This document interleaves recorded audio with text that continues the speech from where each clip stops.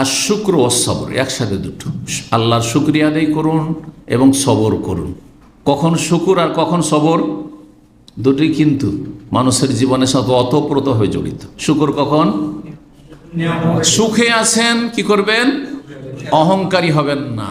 ক্ষমতায় এসেছি, অহংকার ফেটে পড়েছে অহংকারে। হ্যাঁ, সুস্থ আছি, দুটো পয়সা হয়েছে, বাড়িতে খাবার হয়েছে, আর সুখের সামগ্রী মিলেছে, অহংকারে ফেটে পড়ছে না। না না, শুকরিয়া আদায় করে। আল্লাহ দুনিয়ার সুখের সামগ্রী দিয়েছেন অথবা দিন দিয়েছেন, যা যা কিছু নিয়ামত, সবচেয়ে বড় শুকরিয়া তো ইমানের ওপর, ইসলামের ওপর, যে জান্নাতের পথে আছে, সহি আকীদা মানহাজের ওপর, ইবাদত বন্দেগীর ওপর, যে আল্লাহ আমাকে এই জন্য নামাজ পড়ার পরে দোয়া করছেন, আল্লাহ আইনি আলা যিকরিকা ওয়া শুকরিকা ওয়া হুসনি ইবাদাত, শুকর। জি, শুকরিয়া আদায় করবেন নিয়ামত পেলে, সুখের সামগ্রী পেলে। আর সবর করবেন কখন?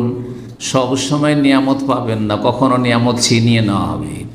স্ত্রী নিয়ামত কখনো ছিনিয়ে নেওয়া, স্বামী নিয়ামত কখনো ছিনিয়ে নেওয়া হবে, ছেলে মেয়ের নিয়ামত ছিনিয়ে নেওয়া হবে, চাকরি নিয়ামত ছিনিয়ে নেওয়া হবে, হ্যাঁ, সুস্থতার নিয়ামত ছিনিয়ে নেওয়া হবে, কত কি নিয়ামত, সবই নিয়ামত আল্লাহ, হ্যাঁ, সব একসময় ছিনিয়ে নেওয়া হবে। হায়াতটি নিয়ামত একসময় ছিনিয়ে নেওয়া হবে। আপনি মৃত, আমি মৃত হয়ে যাব। সুতরাং কি করতে হবে? সবর করতে হবে। আপনজনরা যখন মাইনাস হবে অথবা হতাহত হবে, বালা মুসিবতের সম্মুখীন হবে, নিজে বালা মুসিবতের সম্মুখীন হবে, কী করতে হবে? সবর করতে হবে। সহিহ মুসলিমের হাদিস নম্বর 5318, সোহেব রাদিয়াল্লাহু তাআলা বর্ণনা করছেন, রাসূলুল্লাহ সাল্লাল্লাহু আলাইহি ওয়াসাল্লাম বলেন, আজাবান লি আমরিল মুমিন, মুমিনের বিষয়টি বড় আশ্চর্য। মুমিনের জীবনটা বড় আশ্চর্যজনক, বিস্ময়কর। আজাবান লি আমর ইন্না আমরাহু কুল্লাহু খায়র, মুমিনের জীবনটা পুরোটাই মঙ্গল আর মঙ্গল, ভালো আর ভালো, কল্যাণ আর কল্যাণ। ওয়ালাইসা যালিকা লিআহাদিন ইল্লা লিল মুমিন, এটা মুমিন ছাড়া কোনো কাফের পায় না, কোনো পাপিষ্ট পায় না, কোনো জালেম পায় না। ইমানদার মানুষ সব অবস্থায় সুখে, সুস্থ থাকলেও সুখে, অসুস্থ থাকলেও সুখে, পয়সা থাকলেও সুখে, না থাকলেও সুখে, খেয়েও সুখে, না খেয়েও সুখে। জি, সবসময় সে কল্যাণের ওপর আছে। এটা একমাত্র মুমিন মুসলিমকে হাসিল হয়। কিভাবে? ইন আসাবাতহু সাররা শাকার, যদি সুখের সামগ্রী পেয়ে যায়, আনন্দ ফুর্তি থাকে, তাহলে আল্লাহ শুকরিয়া আদায় করে। হ্যাঁ, অহংকারী হয়ে যায় না, দাপট বেড়ে যায় না, বাহাদুরি বেড়ে যায় না, বরং আল্লাহ শুকরিয়া আদায় করে। ফাকানা খায়রাল, সেটাই তার জন্য মঙ্গলজনক হয়, কারণ আল্লাহ শুকর গুজার বান্দাকে ভালোবাসেন এবং জান্নাত দেবেন। ওয়াইন আসাবাতহু দররা, আর নিয়ামত বৃদ্ধিও করে দেবেন। লাইন শাকারতুম লাযিদান্নাকুম, নিয়ামতকে স্থায়ী করবেন, টিকসই হবে, আর আল্লাহ আরও দেবেন। ওয়াইন আসাবাতহু দররা, যদি বালা মুসিবত অনিষ্ট আসে, রোগ বালা মুসিবত বিপদ আপদ, হ্যাঁ, পতন ইত্যাদি, পতন হইতে পারে, উত্থানের পরে পতন হইতেই পারে, যদি তা হয় সবারা, কী করতে হবে? হা হুতাশ করে ভেঙে পড়তে হবে। স্ত্রী মারা গেছে ভেঙে পড়তে হবে, বাপ মা মারা গেছে ভেঙে পড়তে হবে, ছেলে মেয়ে মারা গেছে, সব কিছু হারিয়ে ফেলেছে, বাড়িঘর সব জ্বালিয়ে দেওয়া আছে, ভেঙে পড়তে হবে। হায়, আর আমি বেঁচে থেকে কী করবো? না না না, আমাকে বাঁচতে হবে, আমাকে আল্লাহর ইবাদতবন্দি করতে হবে। হ্যাঁ, আল্লাহ আমাকে পরীক্ষা করছেন। জি, বলছেন ওয়াইন আসাবাতহু দররা, যদি বালা মুসিবত বিপদ আপদ আসে, সবারা, তাহলে সবর করে, ধৈর্য ধারণ করে, ফাকানা খায়রাল্লাহ, সেটাই তার জন্য কল্যাণকর হয়ে যায়। কারণ ইন্নাল্লাহা মা'আস সাবিরিন, ওয়াবাশশিরিস সাবিরিন, সুসংবাদ রয়েছে কার জন্য? ধৈর্যশীলদের জন্য। ইনসাফ কায়েম করবেন, সুবিচার প্রতিষ্ঠা করবেন, যে স্তরে থাকেন না কেন, নিজের ওপর আগে ইনসাফ করুন, যে আপনি ঠিক করছেন না বেঠিক করছেন, হ্যাঁ, নাই করছেন না অন্যায় করছেন, ভালো করছেন না মন্দ করছেন, আপনার পরিবার, আপনার ছেলেমেয়েরা কী করছে, আপনার অনুসারী ভক্তরা কী করছে, আপনার গ্রামবাসী কী করছে যারা আপনার কথা শোনে, হ্যাঁ, আপনি 10 জনের নেতা হয়ে আছেন। এইভাবে আপনি যতটা ক্ষমতা রাখেন ততটা আপনি ন্যায় প্রতিষ্ঠা করবেন।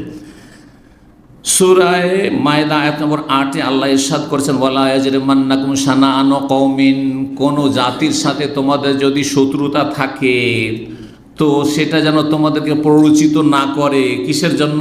আলা আল্লাহ তাদেলু, যে তোমরা সুবিচার করলে না, অবিচার করে দিলে, অন্যায় করে দিলে।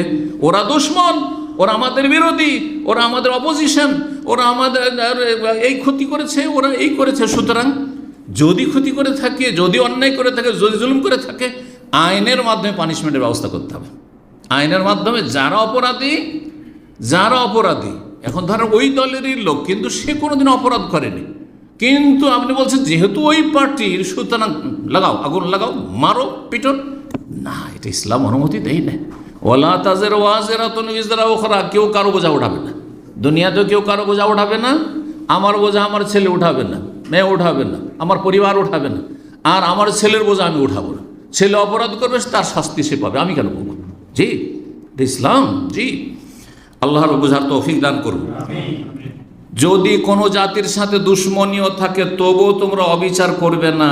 তারপর আল্লাহ কি, এদেলু, তোরা ইনসাফ করো, সুবিচার করো, ন্যায় প্রতিষ্ঠা করো, হুয়া আকরাবু লিত্তাকওয়া, সেটি আল্লাহ ভীরুতার অতি নিকটবর্তী। আল্লাহর ভয়ভীতি থাকলে অবশ্যই সুবিচার কায়েম করবে। সূরা নাহলে আল্লাহ বলছে, ইন্নাল্লাহা ইয়ামুরু বিল আদল, আল্লাহ সুবিচারের নির্দেশ দিচ্ছেন, আল্লাহ ন্যায় নীতি অবলম্বন করতে বলছেন, অন্যায় করিও না। আর তারপরে 8 নম্বর যে পয়েন্টটি বলবো সেটি হচ্ছে এহসান করা, মানুষের সাথে সদাচরণ করেন। আপনি সদাচরণ করেন, মানুষের অন্তরের উপর আপনি হুকুমত করতে পারবেন, অন্তর রাজত্ব করতে পারবেন। অন্তরের উপর যদি রাজত্ব থাকে তো মানুষরা ছুঁড়ে ফেলবে, হ্যাঁ ছুঁড়ে ফেলবে, জীবন বাজি দিয়ে আপনাকে রক্ষা করবে, হ্যাঁ আপনার হেফাজত করবে, আপনার কাছে কাউকে পৌঁছে দিতে দেবে না, হ্যাঁ আপনার সামনে তারা প্রাচীর হয়ে দাঁড়াবে। কিন্তু আপনি যখন বদাচরণ করবেন আর তাতে অতিষ্ঠ হয়ে যাবে, তখন তো তারা চাইবে, হ্যাঁ যে একে অসহায় ছেড়ে দিই, একে অসহায় ছেড়ে দিই, জি নেকড়ে বাঘের সামনে এদের ছেড়ে দিই, হিংস্র পশুদের সামনে এদের ছেড়ে দিই, জি অবশ্যই। তো এই জন্য সবসময় মানুষের সাথে কি করবেন?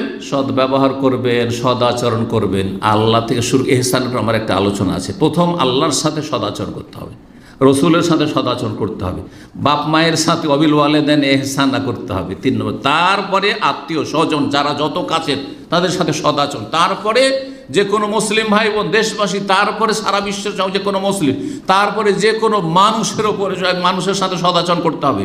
এমনকি পশু পাখির ক্ষেত্রেও সহিহ মুসলিমের হাদিস, ইন্নাল্লাহ কাতাবাল ইহসান আলা কুল্লি শাই, আল্লাহ প্রত্যেক বস্তুর ক্ষেত্রে সদাচরণ সদ্ব্যবহারকে ফরজ করেছেন।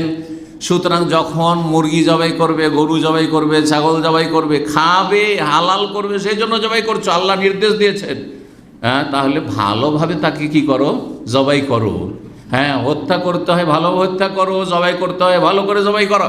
জি, এই জন্য ধারালো অস্ত্র করতে বলছেন নবী সাল্লাল্লাহু আলাইহি ওয়াসাল্লাম, ধারালো অস্ত্র দিয়ে জবাই করতে বলেছেন। ওয়া আহসিনু, আল্লাহ বলছেন তোমরা ইহসান করো, মানুষের সাথে সদ্ব্যবহার করো, ইন্নাল্লাহা ইউহিব্বুল মুহসিনিন।